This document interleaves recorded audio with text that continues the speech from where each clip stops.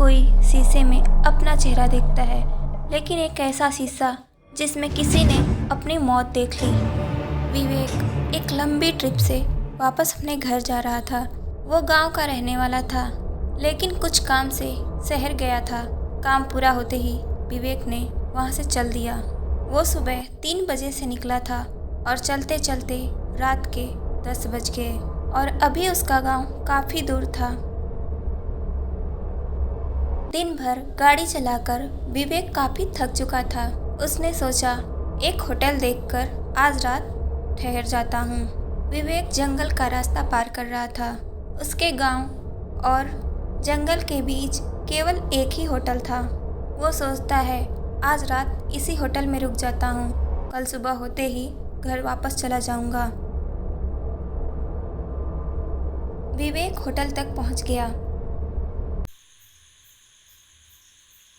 अपनी गाड़ी पार्किंग में लगाकर होटल के अंदर गया।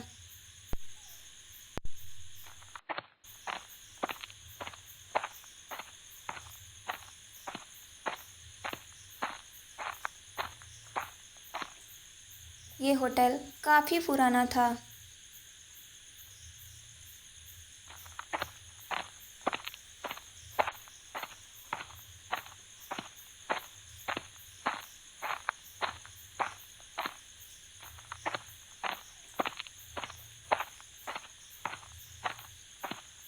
उसने होटल के मैनेजर से बात की। अरे भाई, मुझे आज रात रुकने के लिए एक रूम दे दो। अरे सर, आप कहीं और देख लो, रूम खाली नहीं है। भाई साहब, आज रात की तो बात है, एक रूम दे दो, कल सुबह मैं चला जाऊंगा। लेकिन सर, रूम नहीं खाली है, आपको कैसे दे दूं? विवेक बोला। मैं आपको डबल पैसे दूंगा। मैनेजर लालच में पड़ जाता है और उसे एक रूम देता है, रूम नंबर 102। होटल के सारे रूम भरे पड़े थे, केवल 102 को छोड़कर। वो रूम काफ़ी सालों से बंद पड़ा था। होटल का स्टाफ विवेक को रूम नंबर 102 में लेकर जाता है।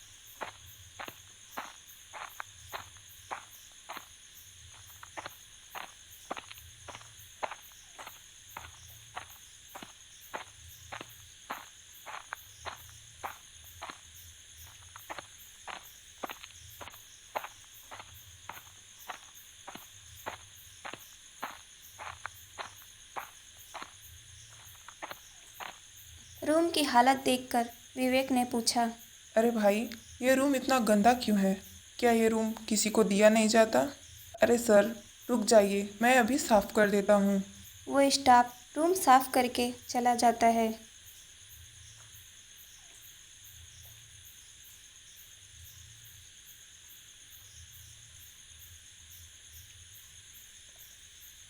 विवेक ने डिनर किया, काफ़ी थक गया था और रात भी हो चुकी थी, तो वो सो जाता है।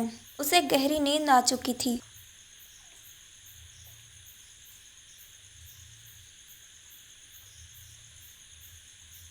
तभी एक अजीब सी आवाज़ उसके कानों में गूंजती है।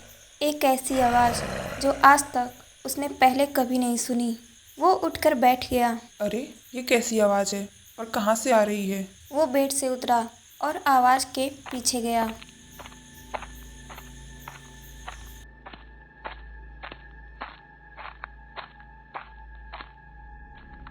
लगता है इस कबर्ड के पीछे से आ रही है। वो कबर्ड के पीछे झांकता है, लेकिन वहाँ कोई नहीं था। अरे, यहाँ भी कोई नहीं है। लगता है कि मेरे कान बज रहे हैं। चलो, सो जाता हूँ। विवेक सो गया। थोड़ी देर बाद वो अचानक बेड से नीचे गिर जाता है, जैसे किसी ने उसे धक्का देकर गिराया हो। अरे, ये मेरे साथ क्या हो रहा है? मैं अपने आप कैसे गिर गया? ऐसा लगा किसी ने धक्का दिया। वो खड़ा हुआ और फिर उसने कुछ ऐसा देखा जिससे कि वो हैरान हो गया। उसके सामने पड़ा था एक बड़ा सा शीशा। ये शीशा कहाँ से आया? अभी तो यहाँ नहीं था। ये शीशा तो उस कबर्ड के पीछे था। सामने कैसे आ गया? विवेक शीशे के पास गया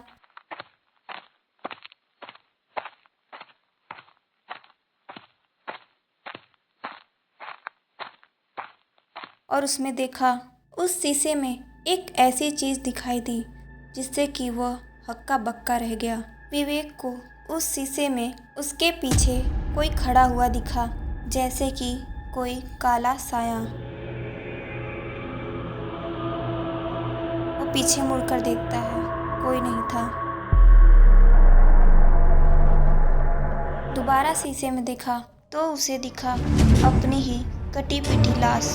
विवेक जोर से चीखा, अरे ये तो मेरी लाश है, लेकिन मैं तो जिंदा हूँ। ये क्या हो रहा है मेरे साथ? जरूर इस रूम में कुछ गड़बड़ है।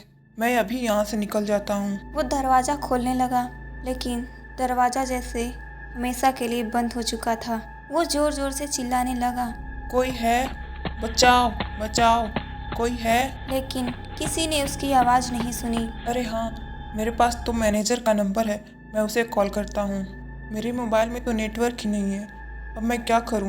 यहाँ से कैसे बाहर निकलूँ? वो पीछे खिसकने लगा, लेकिन जितना ही वो पीछे जाता, शीशा उसके पास आता जाता।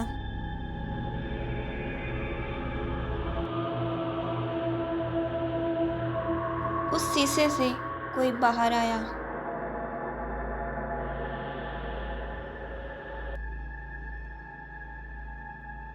एक औरत। कौन हो तुम? और शीशे में से कैसे आई? वो औरत जोर जोर से हंसने लगी।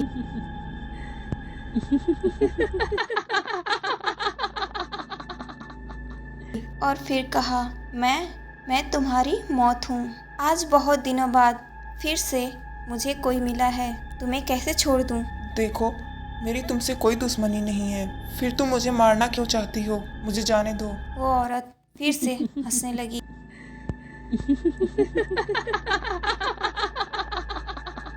और बोली, मेरी दुश्मनी तो हर एक इंसान से है जो आईने में अपना चेहरा देखते हैं, और इस आईने में तो लोग अपनी मौत देखते हैं, और तुमने अपनी मौत देख ली है। विवेक वहां से भागा।